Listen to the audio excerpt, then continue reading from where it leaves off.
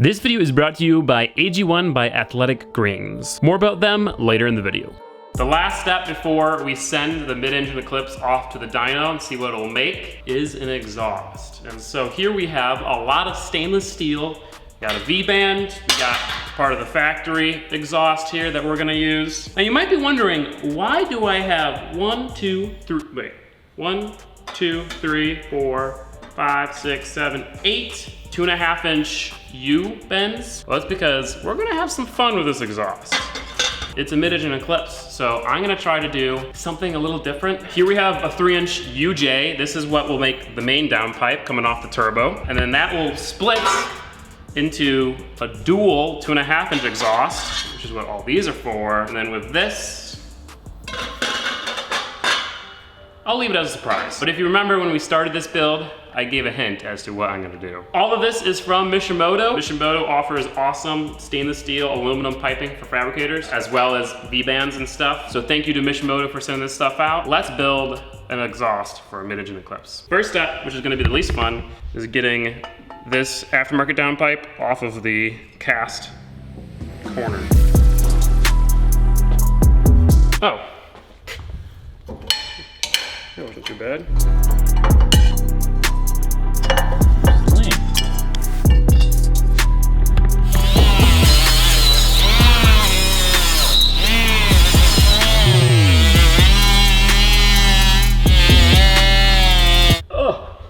I've been hit. Oh. Jeez, isn't there deep? Oh yeah. Crap, dude. Dang, brother.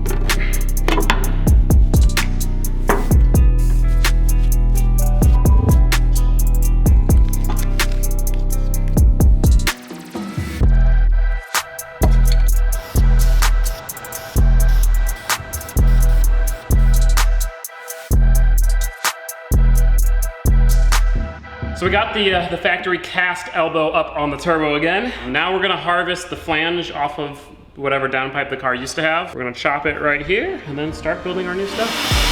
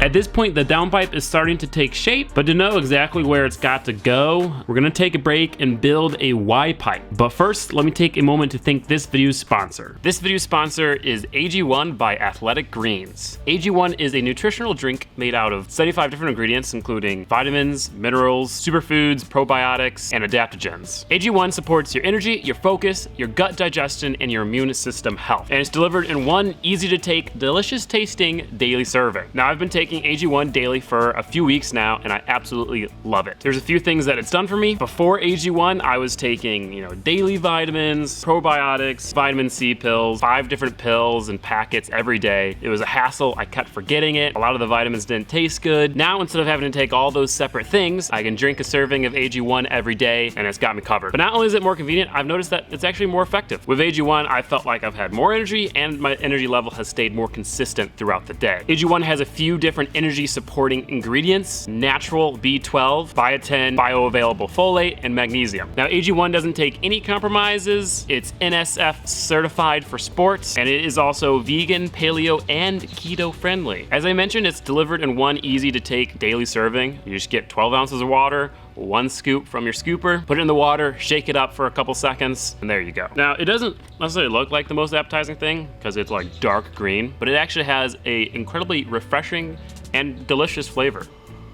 has very quickly become part of my daily routine. I wake up, I make myself a cup of AG1, and while I'm driving to the shop, I get to drink it. Now, if you guys are interested in getting some AG1 for yourself, you can go to athleticgreens.com/Gingium to get started on your order. Athletic Greens is going to give you guys 1 free year of immune supporting vitamin D and 5 free travel packs with your first order. So if you're interested, you can go to the link in the description down below or up there in the cards. And huge thank you again to Athletic Greens for sponsoring this.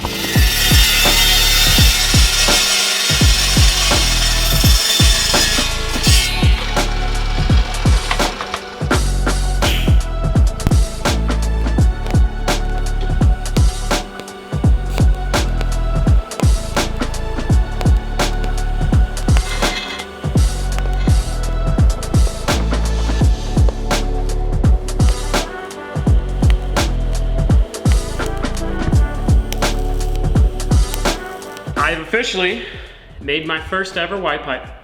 All by scratch, all TIG welded. I'm really happy with the way it turned out. It wasn't too difficult. 3" into a dual 2.5". And we needed this obviously because we want to do a 3" into a dual 2.5". But the reason why I didn't just buy one online is because all the ones online are like MIG welded together and they're not like tube, or they're not, I don't know. Oh, whoa. What is that thing? What the fuck is that? What is that thing? Bro, get something, bro. What? Holy shit, what is that? Not as gross as a millipede for some reason, but they're very large. We catch and release here? Oh yeah. Catch and release. Unless it was a wasp. There we go. Oh. Oh, a lizard. Bro, what is going on? Yo, you, eat this. Eat this over here. National Geographic right now. Get him, lizard, get him. Get him. Get him.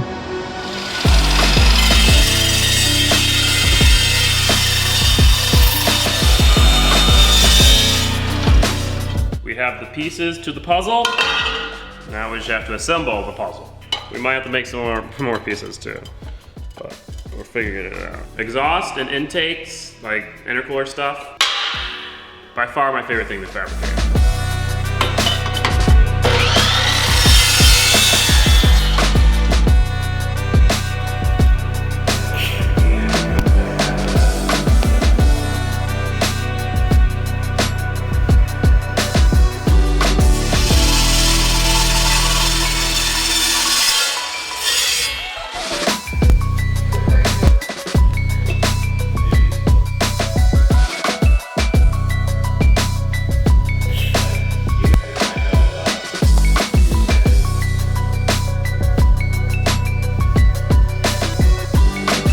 So we got the downpipe pretty much all cut up and tacked together. There's gonna be a 2-part exhaust, so I'm gonna weld the back of the downpipe here onto this V-band, and then weld the downpipe all together, and then we can get started on the fun part of the exhaust.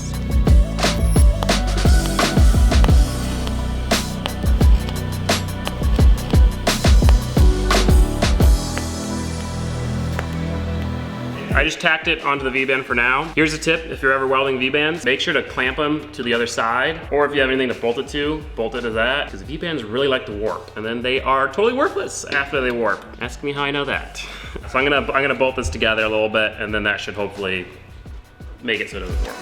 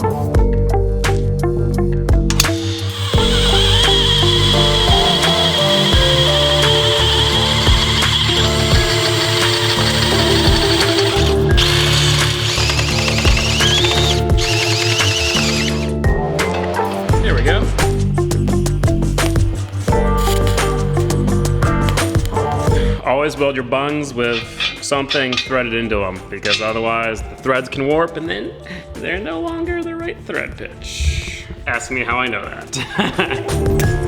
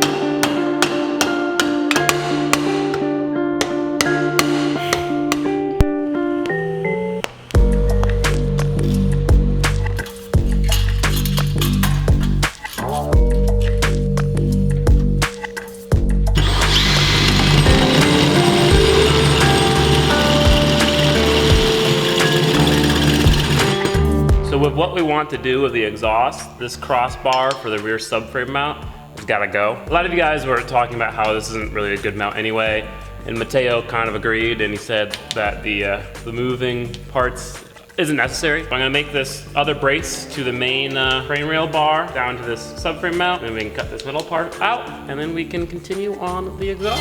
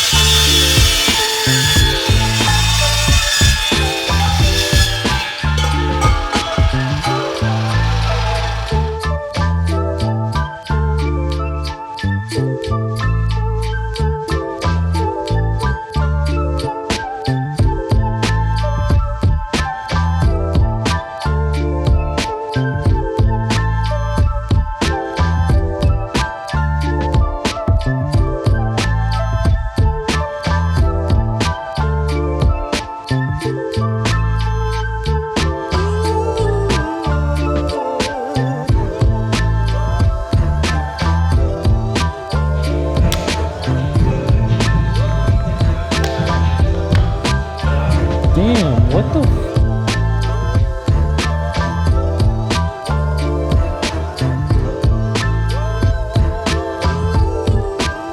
You're kind of starting to get an idea about what we mean by swirls. Figured, you know, since it's mid-engine, you gotta do something fun with all that space for the exhaust back there. This is taking the place for mufflers. No mufflers or anything on this car, so hopefully it's not gonna be too loud. We got one side tacked up. You can imagine that, seeing that from the bumper. But now we have to make the other side, then weld them up, and then start actually putting it together.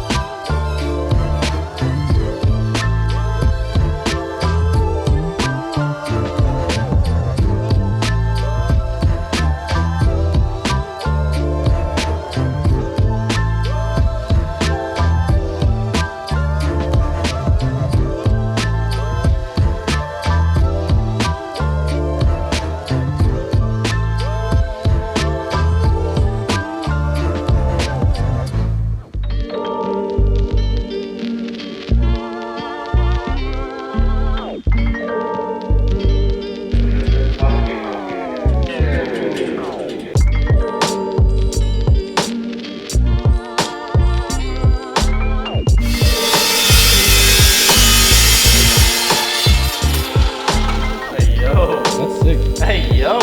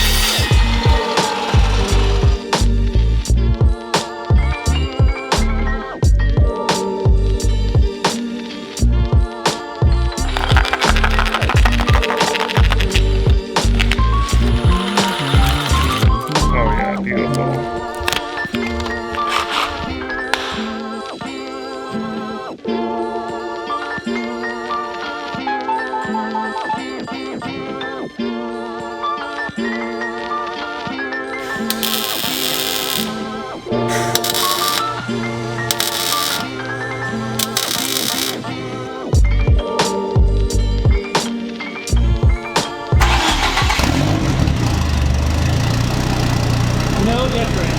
Exactly the same. Not a bad thing, I guess,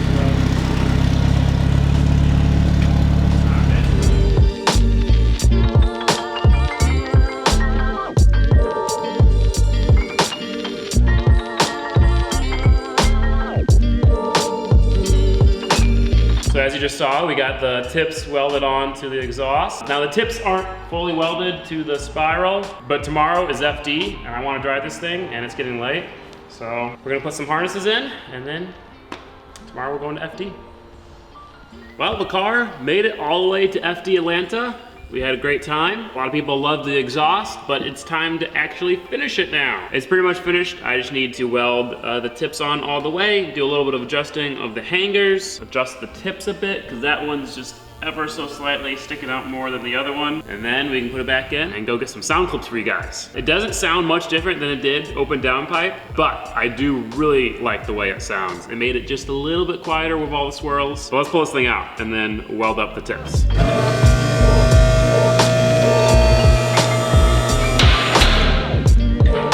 Everything is covered with oil because we've got a couple big oil leaks, but we're gonna fix that in the next video before the dyno session.